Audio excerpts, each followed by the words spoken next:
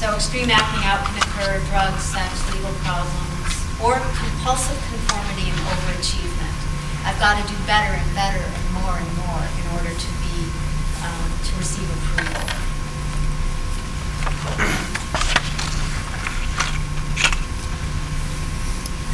Okay, so complex trauma, and I know that Roseanne talked about complex trauma last night in her presentation, and very possible that other folks have talked about that as well. And I'm just doing a brief definition of complex trauma, again based on John Grier's work and how he defines that. So he feels that the onset usually involves, and not always, but usually involves or includes childhood to some degree. That the duration is prolonged, that the frequency is multiple exposures. So it's not something that just happens once at one point in time.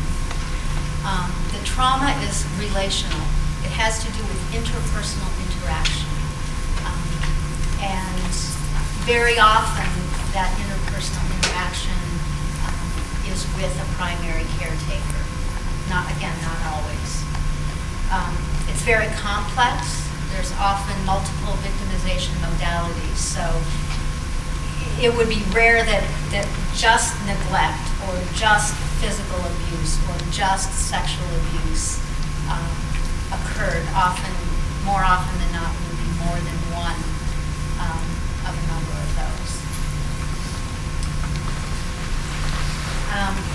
Mary Sue Moore, who is a psychologist in Boulder, who I feel I've been very lucky to hear a lot of her papers and listen to some of the research that she's done on complex trauma and the mother-infant attachment and brain development related to that.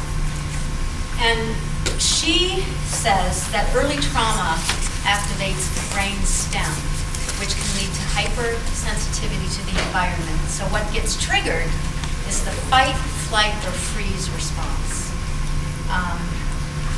You either want to battle it, you want to get out of town, or you're just immobilized. And in that state, that hypersensitive state, in which the brainstem is activated, which is not a thinking part of the brain, you can't think your way out of that traumatic response. It's internalized. It's in there in the brain and the nervous system. Markowitz and Halperin did a study back in 1984 about children in cults and some issues with children in cults. And they stated that children in cults are particularly vulnerable to abuse because the parents themselves are in a dependent, regressive state due to being under the influence of mind control.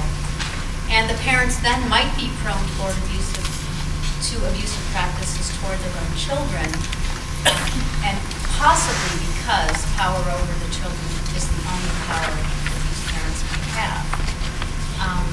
And I think that sometimes it's not even about power over the children, but the fact that the parents are in a mind-controlled state or a regressed state. They may be dissociated themselves, and they're not able to be present, just to be present emotionally. Even if they're there physically, they might be dissociated. Please keep in mind that these significant issues vary probably in each case. There might be some uniformity. I don't know, but I'm certainly not saying that all of these issues are issues for all individuals who have been born and raised into cults. Some of these issues might be children can't be the first priority of their parents. The first priority is the leader or the group. There's a lack of appropriate, consistent caretaker. Whether sometimes the parents are off doing work somewhere else and there's someone else called in who does child care, and those folks, one day it's so-and-so, another day it's so-and-so. Oftentimes it's might be someone who doesn't know much about appropriate child care. Parents might be thought reformed to believe that normal human feelings for their children are not spiritual or not Christian. There might be expectations that children participate in rituals such as meditation or fasting or chanting or sexual rituals or early rising. Physical punishment and or neglect might be significant. Emotional development. Very often emotions are suppressed. Related to what I said earlier, children are being children, being, running around or making noises or being willful, or those things might get suppressed. Possible educational deficits or lack of intellectual stimulus, and isolation. These issues, especially the early attachment, especially the early trust, the building block of social emotional development, when that early trust and safety is not in place, unhealthy, insecure attachment is a very likely outcome of that. And secure attachment is the cornerstone of healthy development. So then looking at Lifton's criteria and how those criteria present in a thought reform environment might impact development. Again, this is just kind of, as I'm thinking about this, how do I make sense of this? This is something that came to my mind. And so looking at some of those criteria and how they impact different of those tasks that we think children need to master in order to develop in a healthy manner. So the milieu control, which is the control of communication or behaviors in an environment, and build unhealthy boundaries, might cause parents to be given directives about how they can interact with their children, what they can say to their children, what's appropriate, what are appropriate ways to treat them, parenting do's and don'ts. I've heard these specific things from various parents who had children in cults. Don't hold your children. Don't respond to their cries. Do keep them quiet. Don't be attached to them. The message the children receive is, my needs are not okay. I'm not important, which is essentially dispensing of existence.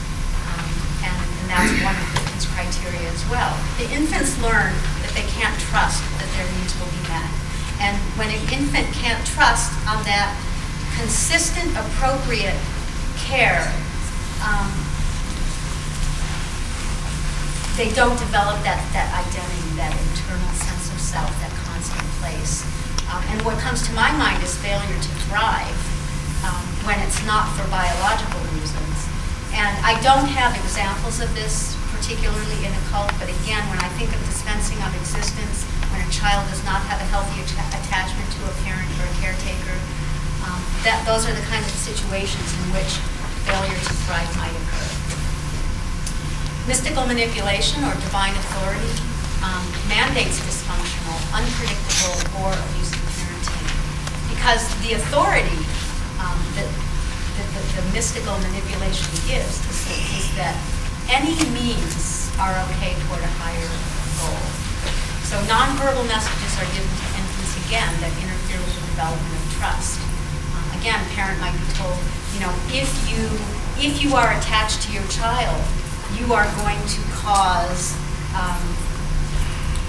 illness to those around you. And I personally had some personal experience with that in the group that I was in, and saw it with other people. A message about, if you're attached to your children, you're going to cause problems that will then not allow this group to achieve their goals. So of course that interferes with trust. Demand for purity, absolute separation of good and evil in an environment. Good children act in prescribed ways, and when they don't, again, they can be punished, forced to participate in rituals. Shame and doubt develop, and interfering with autonomy or the belief that it's okay to think and feel. The cult of confession, one-on-one with a leader confession or group confession, either by the child or on behalf of the child. A parent might be called into the hot seat. Why is your child doing such and such? Why are you showering? Why are you giving your child gifts? And so forth. And that humiliates the confessor and weakens that bond, weakens that attachment. And so it creates more dependency on the leader for the definition of goodness. The child develops a sense of guilt and is fearful of exhibiting initiative. Sacred science, ultimate truth, the teaching is the ultimate truth, and the individual is always inferior to the ultimate truth of the group. Doctrine over person, again, denial of self and self-perception. I didn't have this in there, but I think of dispensing of existence. When parents or caretakers encourage a child to become self-directed, the child develops a sense of competence. But the inability to question the parents or caretakers or to value one's own ideas lead to a sense of inferiority. And the child is always secondary to the doctrine or the leader. Dispensing of existence, we talked about that. Anyone who doesn't embrace the group or the truth of the group is insignificant or not saved. Especially in adolescence, when again that task is to separate, to develop your own values and sense of self and your own identity. And that can't be done without rejecting. I mean, adolescents almost always reject their parents in some way, rebel in some way. And there's usually a normal range of rebellious behavior. Certainly, then there's rebellious behavior that occurs outside of that norm. So, adopting one's own values in the cultic environment is equal to rejecting truth. Loaded language, the use of terms or jargon that have group-specific meaning. And the loaded language is the child's first language. I think this is huge. I've heard this from a number of people who were raised in cults, that they had no clue when they left that certain terms had a different meaning than what they learned in their group. Possible losses: childhood, the ability to just be a kid and play and imagine and create. Clear sense of self. Family. When someone leaves, if they leave on their own, oftentimes a lot of their biological family and their environmental family are left behind, and that's huge. Even if that family experience isn't necessarily positive, the family is still left behind. Education, God or spirituality. Meaning, what is life about? Why am I even here if I'm no longer doing or being what I was raised to believe is the reason for doing it? Ability to form healthy relationships and language. Judith Herman, who again Roseanne talked about last night, has a wonderful, very, very poignant and important book on trauma and losses. It's called Trauma and Recovery. She's written a lot about trauma. I'm just going to read this piece from her book. Repeated trauma in adult life erodes the structure of the personality which is already formed. But repeated trauma in childhood forms and deforms the personality. The child trapped in an abusive environment is faced with formidable tasks of adaptation. She must find a way to preserve a sense of trust in people who are untrustworthy, safety in a situation that is unsafe, control in a situation that is terrifyingly unpredictable, power in a situation of helplessness. Unable to care for or protect herself, she must compensate for the failures of adult care and protection with the only means at her disposal, an immature system of psychological defenses.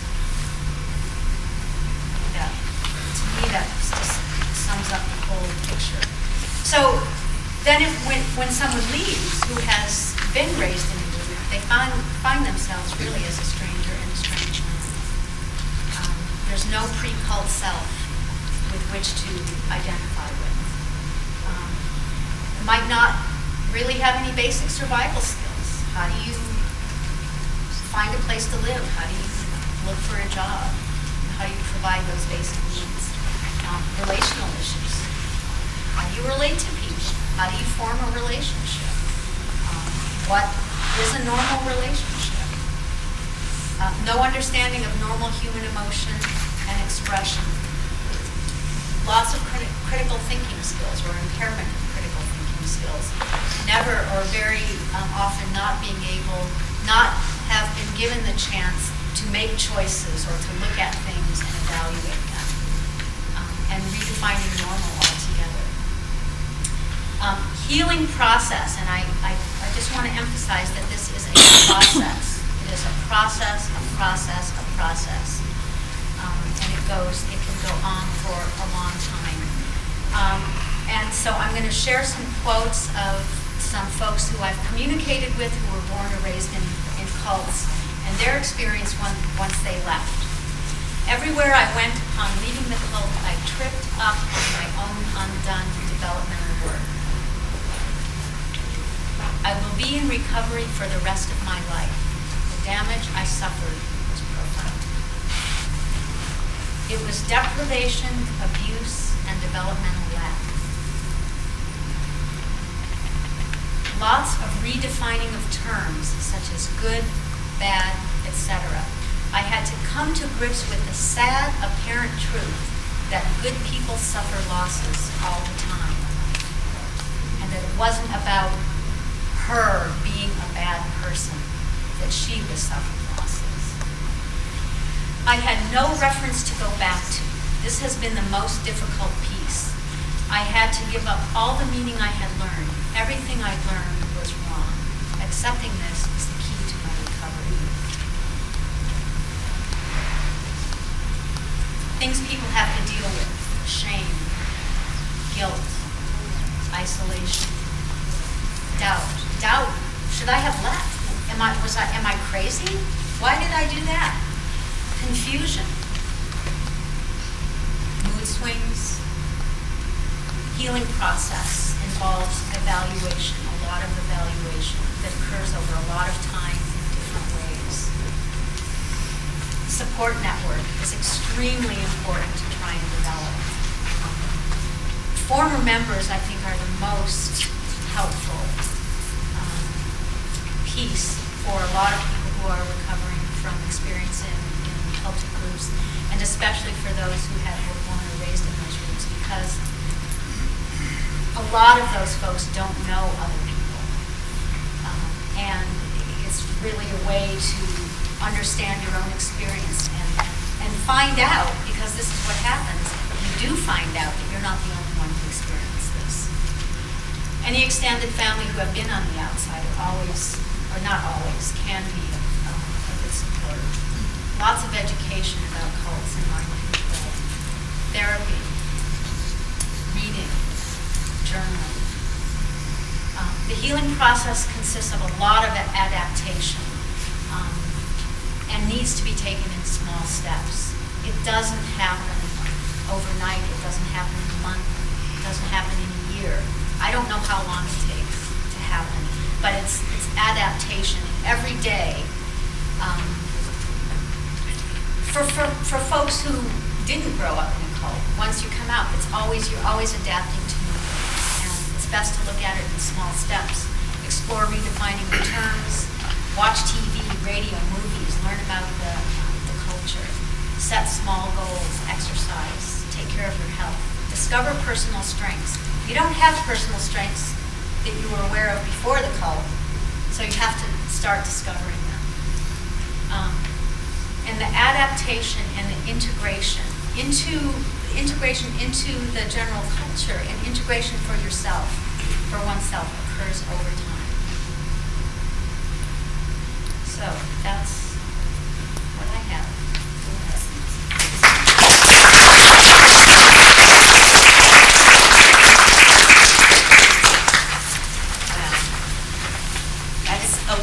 wonderful backdrop for the three cases that I'll be discussing, three people that I work with in therapy. I disguise the material though. Born or raised in cultic groups, impact on character development and relationships. In this presentation, I plan to discuss the development of character within the cultic environment and how this impacts relationships after the cult. I will show how the therapist working with former members might approach these aspects of character as they are revealed in the therapy situation. This will be illustrated by three case examples. First case. Tim is a 35-year-old man who's been seeing me intermittently for 7 years. His parents joined a Bible-based cult when he was about 3 years old. He was raised in his family's home in the Midwest until he was 13. Although his parents continued to live in the family home, their life was controlled by cult edicts, and Tim was sent to religious schools within the community. The rules of the church were quite harsh, and Tim was disciplined quite severely by both of his parents. Tim suspects that this was fairly consistent with their previous value system in this case. However, he also believes that they took out on him their frustrations with the high demands of the cult. He viewed his mother as more malignant in style than his father. She waited until his father got home to tattle on him. His father, exhausted from a long day of work, would typically explode and severely beat him with a strap. His mother would act kind and loving towards him in front of other people, but when they were home, she would either ignore him or yell at him. The only time that she was pleasant was during the family dinner hour. The dinner hour was an important ritual with prayer and food. Tim took solace in food as the only sign of love that his mother showed him. Tim's father, although irascible and explosive, showed Tim occasional attention when they worked on household projects together. His mother always complained about the quality of the workmanship. Tim felt that his father was unable to stand up to his mother and often took out his frustrations on his son. When Tim was 13, he was sent by his parents out of the country to a cult-affiliated monastic community in which he was one of about 100 men, and the language was Spanish. He was anxious about going, but relieved about leaving his abusive home. His parents said that they were sending him away to escape the evils of the American school system. However, he feels that his parents sent him there to prove their loyalty to the cult and to impress the leaders. His days were highly structured with long periods of church services and lecturing. After a period of time, he offered to work in the kitchen in order to be able to eat fairly well. Some of the men who befriended him were sent on other missions or to a hospital for resocialization, which meant that powerful psychiatric drugs were used to control them. He feels that he was always losing people that he cared about. When Tim was 20, he was sent by the cult to proselytize in the New York area. To support himself, Tim began working as a security guard. At his job, he met the woman who later became his wife. His talks with her and his growing interest in her allowed him to seek help and eventually leave the cult. After several years, he found out about our support group and came to me for therapy. When I initially met with Tim, I found him to be highly intelligent, but rather emotionally constricted. He reported the facts of his background of abuse, neglect, and restriction in a detached way, as if he were describing someone else's experience. He found his work to be unsatisfying, and I felt that although he had little formal schooling, he was working well below his abilities. His social life consisted of doing activities with his wife and occasionally her family members. His wife was almost 20 years older than he. In early sessions, Tim related to me in a friendly but distant way. I found him to be quite likable, but rather innocent despite all that he had experienced. I realized that his sense of innocence had to do with his lack of knowledge about the world outside the cult. In some ways, although he was over 30, he appeared to be more like a young teenager. He seemed to use early sessions to talk about his uncertainty, about how to deal with situations that came up in his life. Therapy became educational in many ways. As noted by many authors, many of those coming out of cults are not trained in the general social skills that other children learn in school and through their families and friends. Learning to cope with a diverse community was confusing to Tim. Tim felt ill-equipped about general knowledge of the outside world. Tim often looked to me to provide him with the answer regarding how to handle different situations that came up. I pointed this out to him and showed him that he seemed to be looking for a new authority to replace the cult leader. I told him that we could talk about alternative ways of handling different situations, but he was going to have to figure the best answer for himself. At times, Tim seemed annoyed with me for not giving him the answer, saying, "You know what to do, I wish you would just tell me." Although I could sympathize with his sense of frustration, I knew that I truly wasn't an expert on life, and more importantly, it was necessary for him to begin the process of thinking things out for himself. It was also good for for him to directly get angry with me, because that was very different than how he had been with other people in his life. At times, I would also suggest that he use the support group to talk about matters with which he was having difficulty. Tim appeared to relate to his wife as if she were a mother figure. At times, she was seen as a lifeline, a rescuer, who had given him the opportunity to begin his life outside the cult. At other times, she was seen as an overbearing woman with ceaseless demands. One day, he began to tell me how she had asked him to do tasks around the house all weekend long. I pointed out that although he seemed to resent all the tasks she requested, he always seemed to comply. He looked surprised. This was the beginning of our examination of how his passivity, learned from early childhood and reinforced by the cult, was playing out in his marriage. Again, we focused on alternative ways of handling the situation. He could negotiate a middle ground. He could simply refuse. He could tell her to do them. He did not have to passively comply. Over time, Tim could see that his wife was not quite as unreasonable as he had initially seen her to be. Asserting himself with his wife and others was a difficult change for Tim. However, as he became more assertive, Tim became less depressed and more hopeful about life and his ability to influence others. However, despite this new ability to assert himself, occasionally Tim was flooded with anger and resentment at his wife. We carefully attempted to sort out how much of this anger had to do with her and how much had to do with the anger experienced towards others that had controlled him in the past, particularly his cult and his mother. Sorting this out and talking about the first sources of his anger, as well as beginning to assert himself in new situations, helped him to diffuse the intensity of his reactions and his sense of powerlessness in life. Eventually, Tim used his innate intelligence to develop his own business.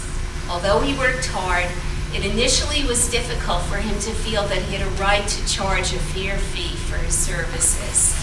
As we explored this, he connected this to guilty feelings. He had no right to make a good living and be successful. Those attitudes were selfish and materialistic. He should serve others. Also, I pointed out, perhaps not charging the proper rate for services to others was allowing him to continue to feel ripped off, rather than letting him feel better about life and the people in it. These were attitudes that were continued to be held on to from the cult. In time, Tim began to consider that to be paid for doing a good job did not mean that he was exploiting others, and he began to feel less used in life. Children in cults see no modeling for compromise, negotiation, and meeting on a middle ground. Instead, they see that critical thinking will get them into trouble. They simply learn to obey. They are used to complying with an authoritarian leader, and they often bring this way of relating into their new relationships after the cult. They can be attracted to rather controlling individuals because they feel so anxious about the wider world. And in a way, being controlled can initially be comforting for them. However, when they become more secure in the world, this type of relationship can be difficult to endure. I've had the experience of working with many former members who are quite passive when they leave the cult. This learned passivity creates problems for their post-cult relationships. Tim was more fortunate than some former members who got involved in relationships with rather domineering or controlling partners. At first, there might be an attraction to those who can structure their lives in the manner in which their cult leader did. However, as they spend more time in the outside world and become less dependent and passive, they have less of a need to rely so totally on their partners. At this point, they might begin to want more freedom to decide things for themselves. This can have a negative impact on their relationships. Unless their partners have the flexibility to change as well, the relationship becomes problematic. Sometimes partners might see all the problems that the former cultist is having as stemming from the cult. If these partners cannot consider that although transference of feelings from former cult leaders or parents might play a part, some problems might, that somehow some of the problems might reside in their own controlling natures. If they can't see it, the relationship is really in trouble. I'm moving on to the next case. I began to see Sue when she was 26. She had recently come to New York City in an attempt to broaden her life. She was working for a health organization. Sue was 14 when a cultic-type leader took over a parents' mainline church. It became more controlling and conservative place. This occurred before her freshman year of high school. Suddenly, it was expected that she go to Bible study classes after school rather than go out for baton twirling. Dating boys was out. People outside the church were seen as worldly and hypocritical. She had to be the perfect representative of the cult. Her family was depending on her. Sue learned to hide her resentments because to protest demands made on her made her a bad person in the minister's eyes. She learned to look like a perfect person, but secretly smoked behind her parents' back. She learned to play two roles, the perfect cult girl and the typical fun-loving high school girl. Within the cult world, she was ashamed of her teenage attitudes. However, when she was with her old girlfriend, she hid her newly learned condemning cultic attitudes in order not to lose them and to be able to survive the high school years.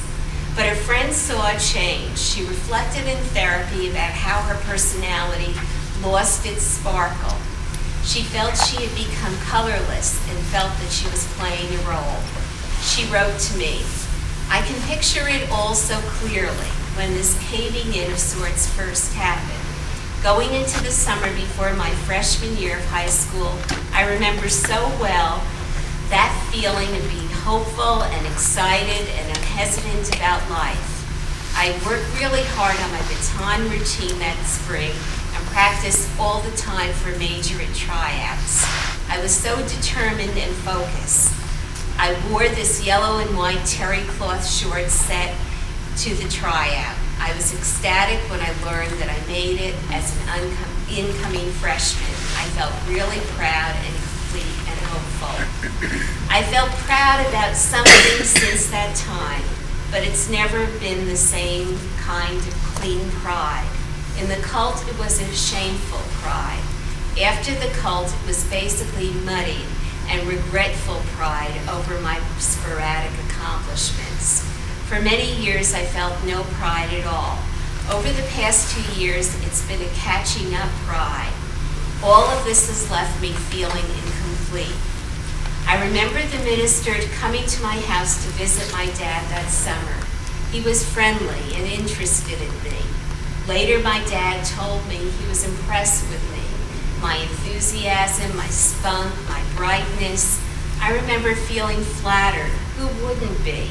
Thinking back on it, it all looks so different. I see him as a dirty, pimp-like man who saw a pretty little girl and liked what he saw, showered me with gifts and attention, and then turned around and raped me. Then he sent me out on the streets to work for him and turned his attention to someone else. But that's not how it seemed that day. I still was my own person then, completely. It took a little while for me to get the big picture that my life wasn't mine anymore. But once I did, there was a big change on the inside that went along with what must have looked like a small change on the outside in comparison to the no dating, no hanging out with the regular kids, the enormous time demands. After a year in therapy, Sue decided to go away to graduate school in an attempt to recapture some of what she had lost. She writes, "When I started therapy, I felt like I had lost so much time, and I wanted so much to understand what happened, and I wanted to get a career and a relationship, and I wanted to get better. I wanted to get better so badly. I did what I could to get myself into a position where I could start accomplishing something. I wanted to feel good about myself and feel whole, but I don't feel whole because I'm still trying to pretend like this thing didn't happen. It's exactly like it was in high school. I reveal my secret to people when I feel safe revealing it to. I rushed through therapy because it was what I needed to do to get through graduate school. And I was hard on myself because I wanted to be okay. I needed to exercise my grief, but in doing so, it's all been in this frenzy to catch up and right a wrong. And now I'm beginning to understand so clearly that I'll never ever change what happened to me. And this is not the way I'm going to get better.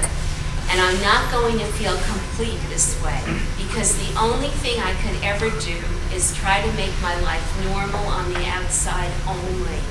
Trying to keep it going, to say, hey, I'm in this thing is happening, but I'm still like you guys. But you know what? I wasn't, and I'm not, and I still have that split. This is what those raised in cults often feel. They are split, and that split can continue into their lives after the cult.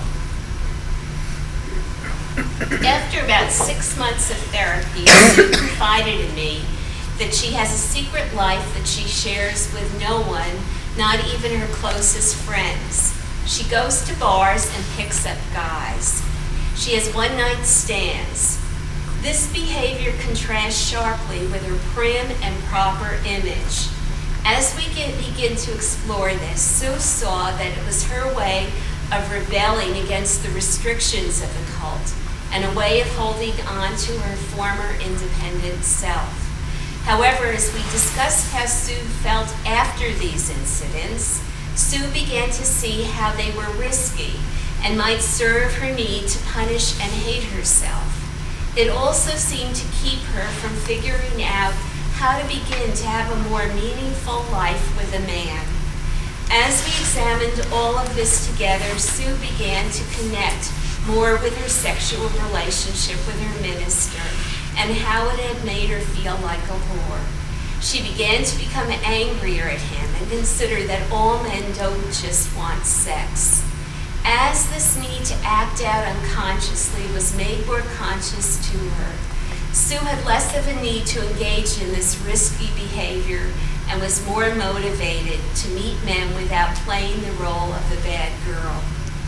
At one point in therapy, she wrote to me, "When I was a teenager, I used to feel so trapped and hopeless, the object of my minister's disapproval for not having pans out as a teen leader. I felt so hopeless all the time living in between. So I used to complain about all the homework I had to do, all the time I had to spend evangelizing and attending teen functions, and how tired I was. These were all valid complaints and justifiable for a normal teenager. But it always left me more frustrated than if I didn't say anything at all, because I would be just rebuked for my bad attitude and independent and selfish spirit. But also, it was so frustrating because I was only complaining about symptoms of what I really was sad about. What I really wanted to do was shout and scream and cry for help about my doubts. The fact that I desperately wanted a boyfriend and to feel attractive, and I wanted to go to parties and share secrets and not be an outsider. That I wanted to grow into someone individual.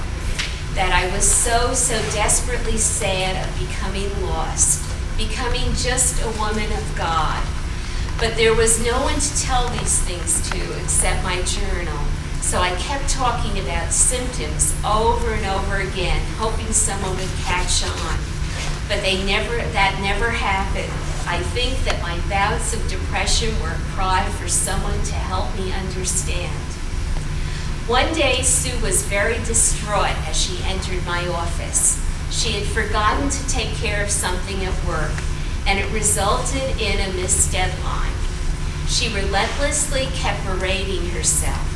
I told her that we weren't angels walking on earth, and we are bound to make major mistakes in our lives. My reaction surprised her. Later again, she was surprised when her supervisor did not condemn her for her mistake. In the cult, she had been taught that she was a sinner who must constantly repent and ask for forgiveness.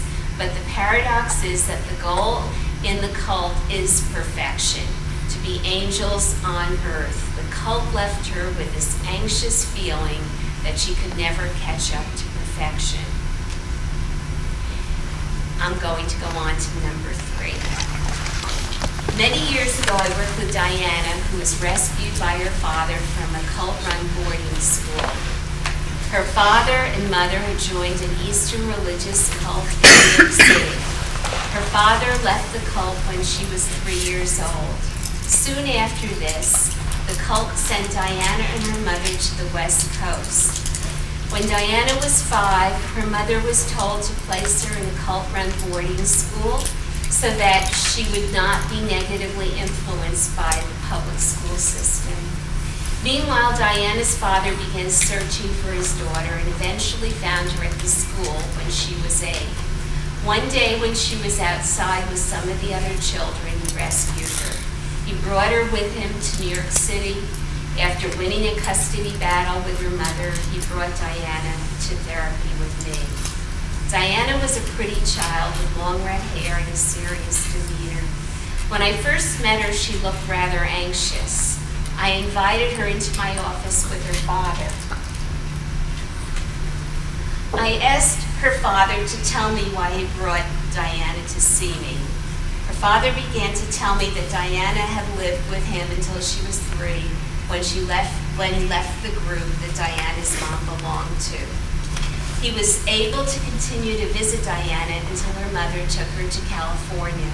When Diana was 5, she had to leave her mother to go to her boarding school. He was not permitted to see her there, and he had become concerned about how the children were treated at the school. He decided to take her and bring her back to New York City.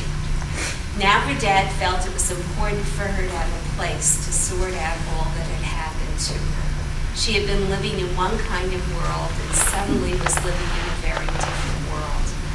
I I asked Diana if she would mind if her dad waited outside for a few minutes. I would leave the door open so that she could leave to check on her dad at any time. After her dad left, I indicated to Diana that we would be talking and playing together as a way of trying to help her deal with all that she had been through. I added that she could play with any of the toys in the room during our time together. She immediately spotted a Barbie doll. She looked at me tentatively. I told her that she could play with the doll if she wished. I asked her to tell me the doll's name. She responded, Princess Leia. I asked her to tell me about Princess Leia, knowing that she had probably recently seen the movie Star Wars. She explained that Princess Leia was a beautiful princess who lived on a faraway planet. I picked up the Ken figure and said, "Can I play with you?" She smiled for the first time. I asked her if she would give the male doll a name. She replied, "He's Han Solo." I asked her if they were friends. She told me that they were. Han Solo had come to a faraway place to rescue Princess Leia. The details of this rescue became more and more elaborate during our sessions together. After several sessions, I discovered that on this faraway planet, Princess Leia was awakened in the middle of the night if she wet her bed. Since she wet her bed almost every night, she rarely had much sleep. Princess Leia had to launder the sheets before returning to bed. Then she had to get up at dawn for chanting and morning prayers. During the day, Princess Leia was kept busy with grown-up chores such as kitchen or laundry duty. If Princess Leia was bad, she was put in a closet, which was a very scary place. This is how I began to learn of Diana's abusive treatment in the cult. However, I also learned about Princess Leia's resilience, how she was able to cope as well as she could with this situation. Princess Leia had a beautiful voice, and she was a wonderful dancer. Because of these abilities, she often performed at different ceremonies. I asked Diana to show me how Princess Leia sang and danced, and I was treated to a lovely performance by Diana. Diana's ability to sing and dance allowed her to develop a glimmer of her creative self and some small sense of pride and worth in a traumatic situation. Over time, I asked about Princess Leia's parents. Princess Leia's mother was told that she had to send her away. However, her father, Han Solo, rescued Princess Leia and brought her to a new planet. The new planet was better than the old one, but it was a confusing place. The people spoke a different language, and Princess Leia had to learn it from Han Solo. They had different ways of doing things, and there was lots of ice cream and candy. Diana's father had placed her in a private school to help her with the transition. Her education in the cult was limited, and she needed time to attempt to catch up to the other children. Fortunately, Diana was a quick learner, and she was able to achieve grade level within a year. Diana was extremely cooperative with the teachers, very anxious to please. However, she ran into difficulties with the other children. She was quite judgmental of them and a little tattletale. One day, Diana was telling me about the misbehavior of one of the boys in her class. She informed me that she never would act that way. I listened to her and said, "Sometimes children don't feel like following rules." She looked at me with suspicion and surprise. I knew that Diana was continuing to wet her bed at night. I had suggested that her father get her a nightlight and some stuffed animals to keep her company.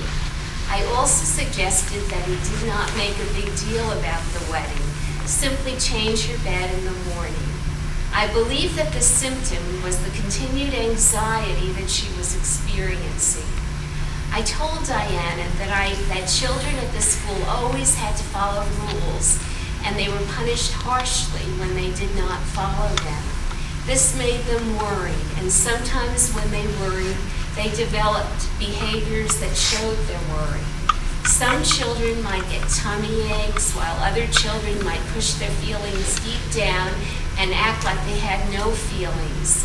Some children would have trouble eating or would wet their beds. That was her way of showing that she was scared. Maybe it was also somewhat frightening having to leave the school and go with a daddy that she really didn't know. She also might miss her mother. Although she acted like a very good girl, wetting the bed also might be her way of telling us how scared she is. Diana did not respond to me on that day, but eventually her bedwetting cleared up. Diana's father had contacted Diana's maternal grandmother, who was living on the East Coast, and Diana had begun seeing her. After about 6 months, Diana's mother came to stay with her mother. A visit was arranged, and Diana was happy to see her mother, but did not want to return with her to the home. I saw Diana for about 2 years until she had successfully made the transition to public school. When Diana was 14, her father contacted me again. He had remarried, and Diana was miserable with her stepmother. Diana and I met to deal with this problematic relationship. It became clear that, although Diana might have some realistic complaints, the intensity of her anger indicated that Diana might be additionally transferring some of her anger from her father, her mother, and the cult to her stepmother, a very convenient target. This problem was somewhat diminished in time. On a positive note, I was happy to see that Diana was continuing to getting along well with peers, doing nicely academically, and had gotten into a high school for the performing arts. I believe that these cases reflect that those who were raised in cults can do so much once they have the opportunity to have a richer and fuller life. I am amazed by the perseverance these individuals and other former members have shown to improve their lives. Thank you.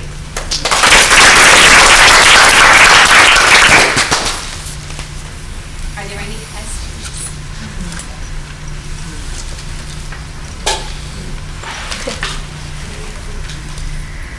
All right, well, thank you. Send back. For us, Hungary is usually the most Helping is what I want. very. I didn't tell them. Let's talk about what is that?